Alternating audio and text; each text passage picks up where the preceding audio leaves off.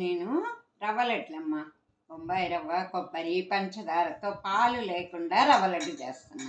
ముందుగా పొయ్యి మీద ఒక మందపాటి గిన్నె పెట్టుకొని కొంచెం నెయ్యి వేసుకున్నాము. కొంచెం కాగాక జీడిపప్పు, గుమ్మడి గింజలు, కొంచెం ఏలక్కాయ పచ్చగా దంచి నేతిలో వేయిస్తున్నామ్మా. ఎర్రబడాలమ్మ. కాస్త పచ్చి కొబ్బరి తురిమి పెట్టుకొని ఒక గ్లాసు బొంబాయి రవ్వ, అంటే ఈ బొంబాయి రవ్వను కూడా నిమిషాలు కొంచెం వేయించుకోవాలి. సిమ్ములో పెట్టుకొని వేయించుకోవాలి. ఈ రవ్వ ఇట్లా కొంచెం వేగాలి.